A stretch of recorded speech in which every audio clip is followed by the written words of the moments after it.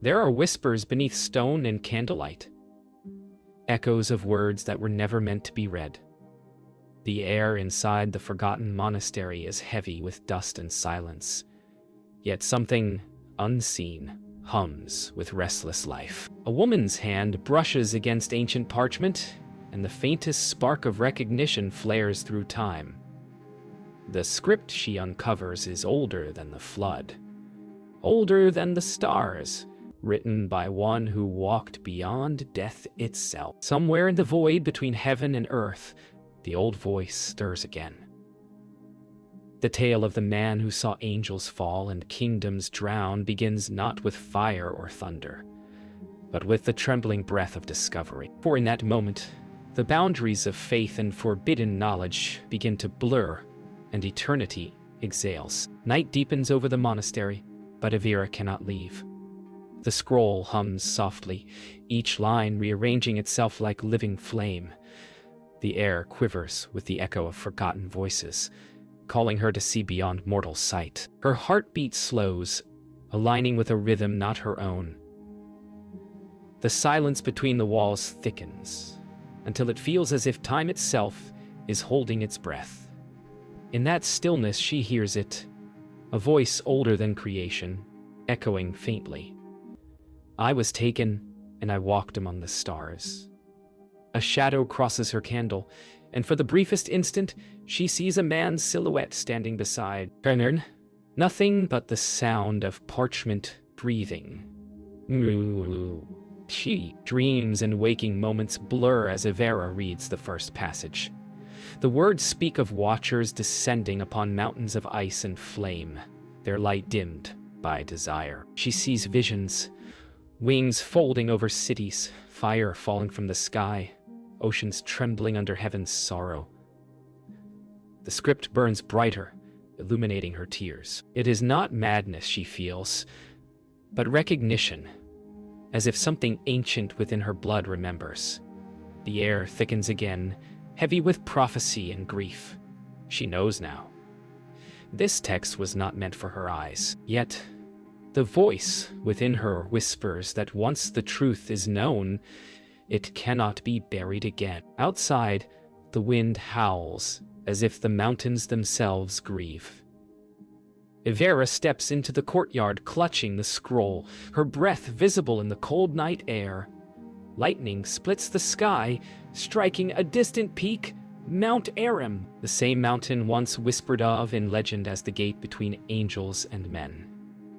Her voice trembles as she reads a single verse aloud, and the ground seems to respond. The stones beneath her feet shift. The monastery walls groan. In that trembling, the veil between past and present begins to tear, and light floods through the cracks of time. The storm passes, leaving silence heavy as judgment. Avira kneels amid broken stones, the scroll clutched to her chest. In the quiet, the last ember of the script fades, but something remains, a burning imprint upon her soul. The voice that spoke now lingers inside her mind, whispering in a language too pure for human tongue. She knows this is only the beginning. Somewhere, beyond the veil, Enoch waits to be heard again. The forbidden book breathes once more, and heaven begins to stir. Before the flood, before the cries of judgment and sorrow, there lived a man whose heart beat in rhythm with the Creator's breath. The world was still young, shrouded in morning mist, when he began to walk in solitude among the mountains. Others sought gold, power, or renown. He sought only silence, the stillness where eternity listens. But the silence did not remain empty. It answered. The wind spoke in words not made of air. The stars blinked in patterns that told of realms unseen. In his dreams, rivers burned with light and trees whispered his name. He did not know then that his steps were drawing him toward a threshold no man had ever crossed, where mortal flesh would glimpse the glory of the divine. The people of his village whispered that the man spoke to shadows. They said he could hear thunder before it was born, and that lightning bent away from his path. Yet he was kind, a father, a husband, a sower of seeds who tended both soil and soul. But at night, when the world slept, the stars would call him to the hills. There, the veil shimmered thin as water. The voice that awaited him was not of earth. It spoke his name not as a sound, but as a knowing, and the knowing filled him with fire. Still, he feared not, for he understood that to hear the voice of heaven is not madness. It is invitation. One night, as the air grew heavy and the stars began to hum, Enoch felt the world shift beneath him. The earth no longer held him with weight. The heavens opened like a wound of light, and through it descended a presence vast and radiant. The form was not fully seen. It was light upon light, fire within fire. Yet its gaze pierced through time itself. It spoke without breath, its tone both storm and comfort. "You are called," it said. "Walk with me and behold what is hidden from men." And in that instant, the mortal world faded. Enoch stepped forward, and eternity answered. They ascended together. The mountain burned, not with destruction, but with revelation. Steps became light, breath became song. Enoch's eyes opened beyond flesh, and he saw the threads of creation woven through every living thing. The rivers sang in harmony with the stars. The air shimmered with wings unseen, each beat of them echoing across the heavens. Uriel guided him through this ocean of light, showing him the places where time begins and ends, the forges of angels, the gardens of flame, the resting places of stars. Yet, amid the glory, Enoch's heart trembled. For the more he saw, the more he understood. Knowledge is not without cost. At the mountain's summit, the heavens opened fully. Enoch beheld the realm of the eternal, a sea of light where voices sang creation into being. No shadow dwelled there, only truth so radiant it burned. Uriel turned to him and said, "You have walked far, son of dust. Now write what you see, that the generations may know the hidden law." And though his hand trembled, Enoch received the command. His mortal voice would become the vessel of heaven's secrets. Yet even as he wrote the first word upon the wind, a tear fell from Uriel's eye, for he knew the words would one day be feared, silenced, and buried. The light that once warmed Enoch's soul now flickered with unease. For every glory he beheld, there was a shadow cast behind it. Uriel's voice grew quiet, his gaze heavy, as if guarding a sorrow too vast to speak. Then the heavens dimmed, and Enoch saw the moment of betrayal. Not of man, but of angels. They were radiant once, clothed in song and obedience. Yet envy found them, and the longing for earth burned in their hearts. They descended upon Mount Hermon, bound not by command but by desire. And when their feet touched the dust, creation shuddered. Thus began the tale of the Watchers, those who traded eternity for flesh and light for the shadow of their own will. They came to earth in brilliance, not as demons, but as gods of light. The people bowed before them, awed by their splendor, blinded by their gifts. They taught the secrets of heaven, how to forge steel, shape jewels, and read the stars. They painted the eyes of women with powdered stone and taught men the art of war. Each revelation carried beauty and ruin, for the fire of the divine was never meant for mortal hands. Enoch watched through tears as knowledge became corruption. He understood now that wisdom unbridled was a two-edged sword, cutting both heaven and earth alike. Uriel's countenance darkened as the heavens grew silent. He turned to Enoch and said, "Behold, what rebellion births." Then the earth quaked with grief. The Watchers, once keepers of purity, now mingled with the daughters of men. From their unions came giants, beings of immense strength and hunger, neither holy nor human. Their voices thundered across the plains. Their steps cracked the mountains. The cries of the oppressed reached the gates of heaven, and the Eternal's patience waned. Enoch fell to his knees, trembling. He saw love twisted into dominance, beauty into blasphemy, and knew the flood of wrath would not be long delayed. The voice of heaven spoke again, this time not in song, but in thunder.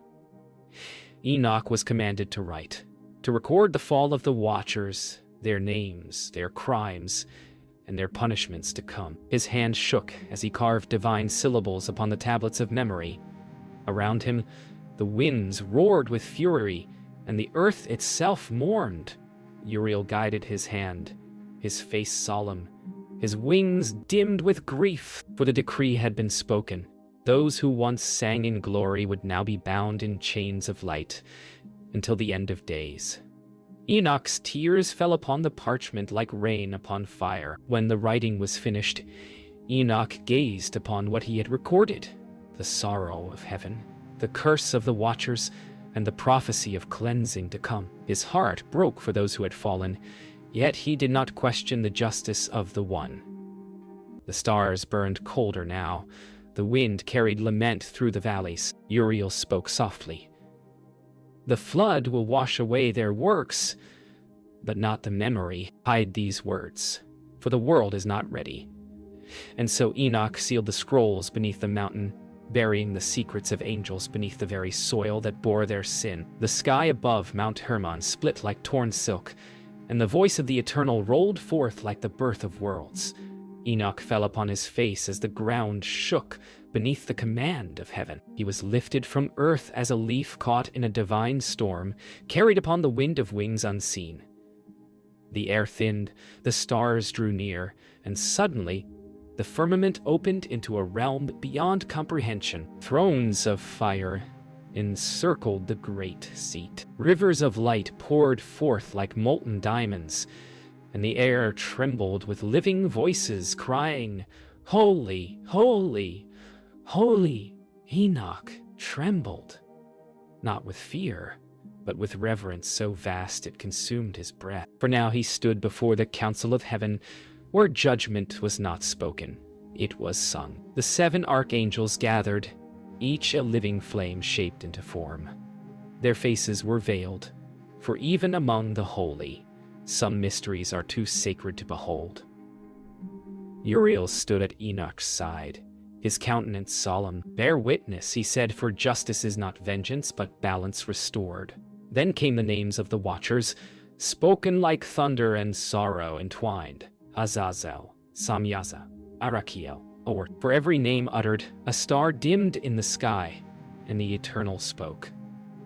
They taught what was forbidden, they defiled what was pure. Their light shall be bound beneath the mountains until the end of the age. The sound of the decree shook eternity itself. Then came silence, the kind that exists before creation and after the end of all things.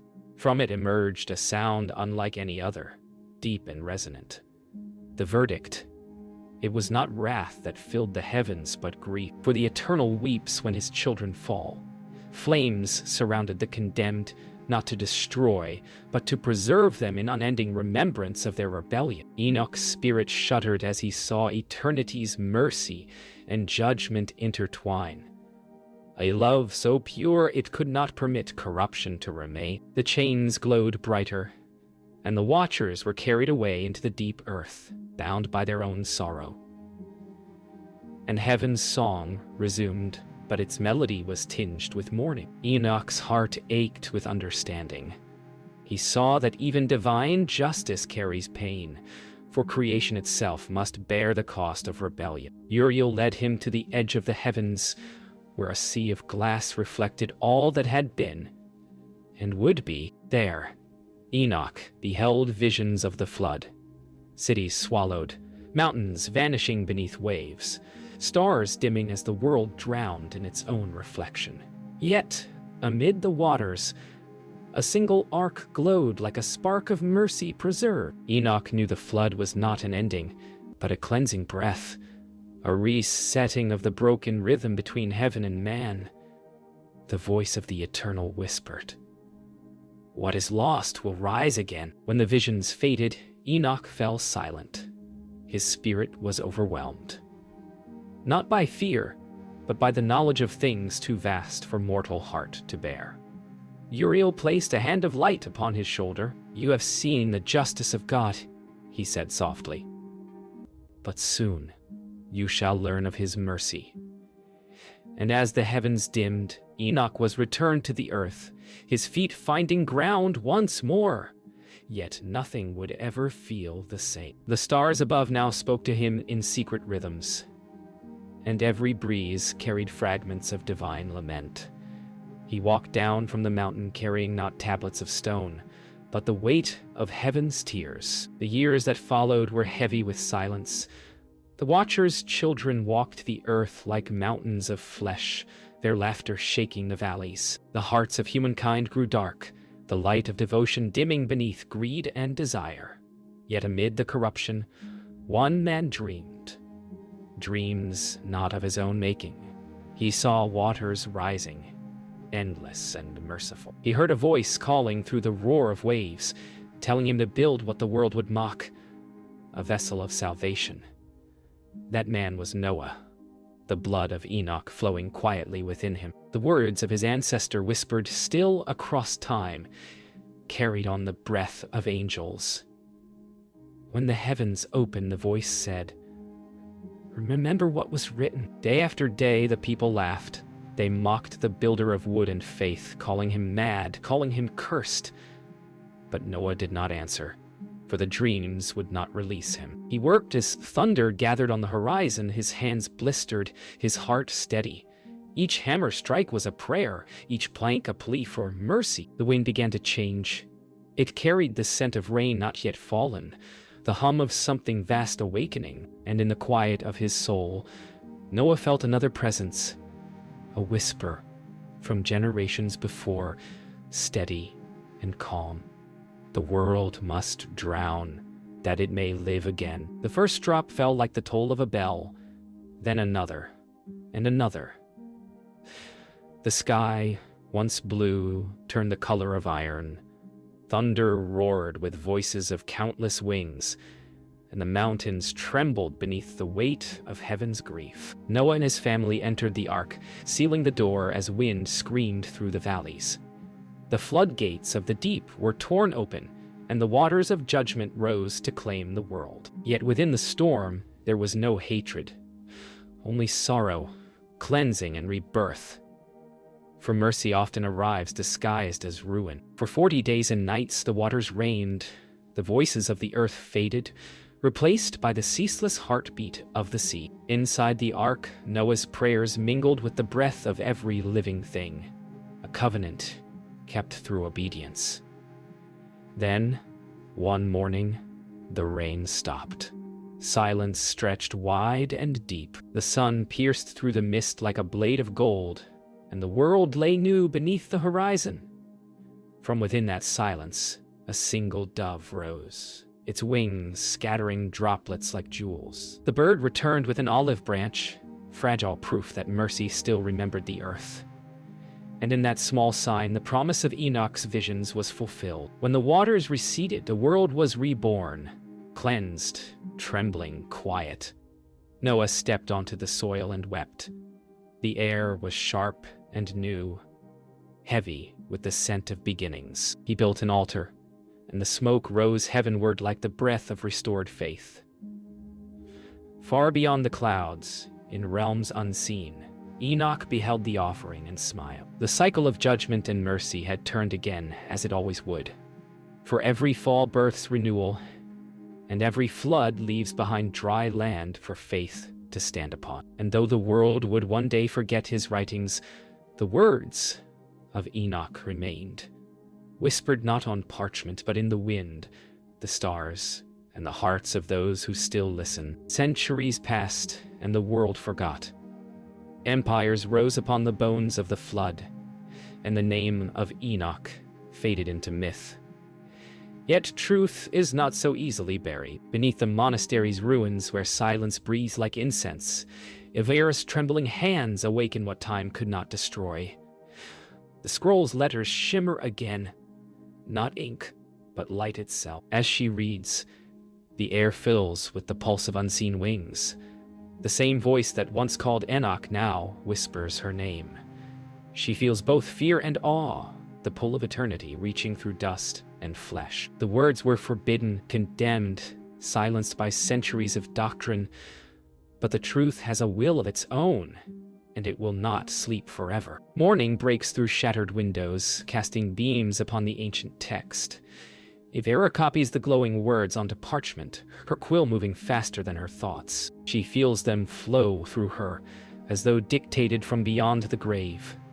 The words speak of angels and the flood, of judgment and mercy, of a man who walked beyond death. Yet each phrase carries weight, the same forbidden fire that once led men astray.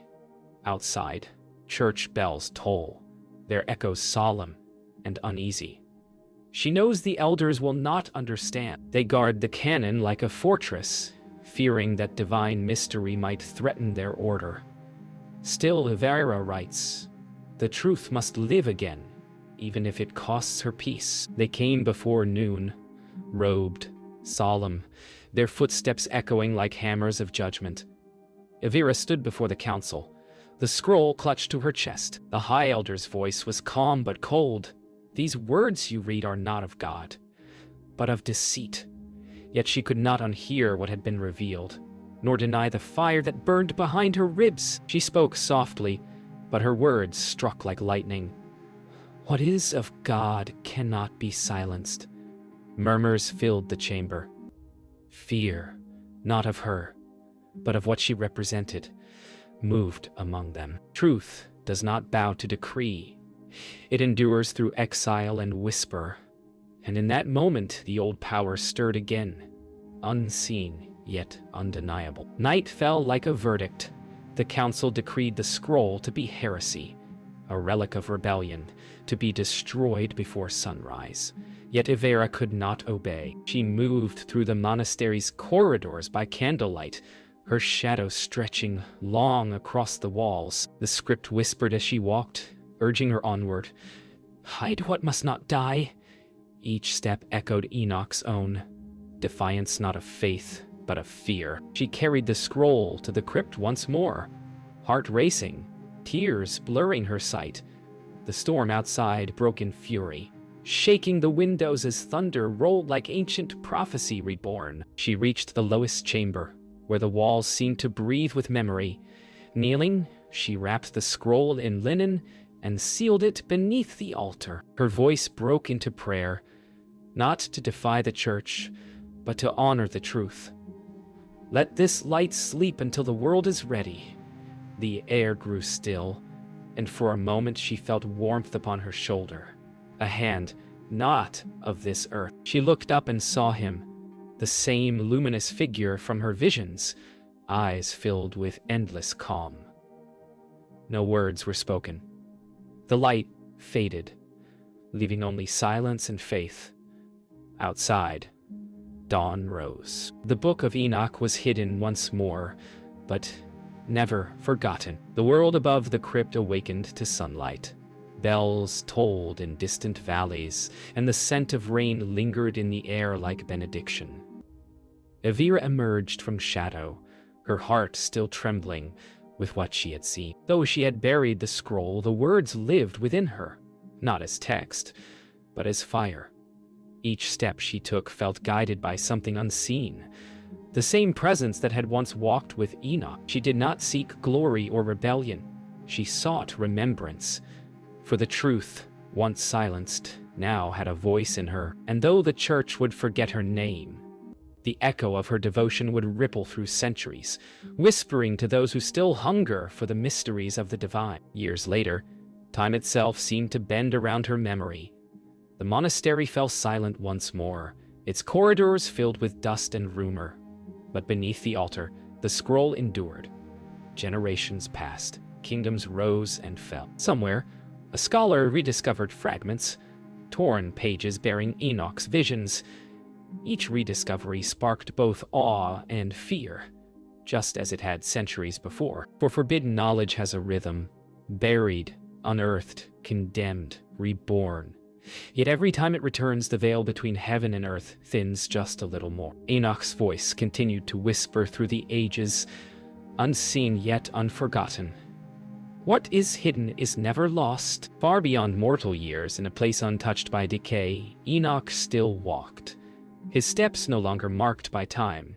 He traversed constellations as one might walk through a garden. Around him flowed the music of stars, each note a memory of creation.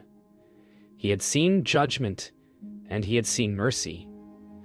Both had become one in his understanding. From his place among the watchers of light, he gazed upon the earth below, a fragile sphere still learning to love, still learning to listen. And softly, he spoke to the wind, his voice carried down through the ages.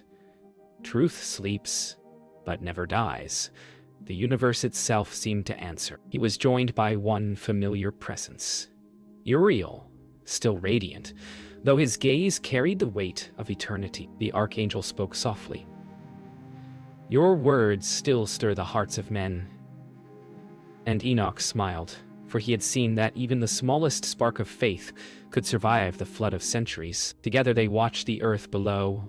Wars, prayers, silence, and song, all blending into the same eternal rhythm. The Eternal has written his will upon their souls, Enoch said, and they will seek him, even through their own fear. Uriel bowed his head, and for a moment, even the stars were still. Eternity exhaled, and peace reigned. And so the story comes full circle. The book once forbidden still breathes between the lines of Scripture, in the silence between prayers, in the longing of the faithful who feel there must be more. Enoch walks still unseen, his words alive in wind and flame. Elvira's act of faith preserved what fear sought to erase. The Eternal watches, patient as always, waiting for humankind to remember. Perhaps one day, when hearts are ready, the book will rise again, not to condemn, but to reveal. Until then, the whisper of Enoch remains. What was hidden shall one day sing again. And somewhere, beneath a forgotten altar, the scroll glows faintly in the dark.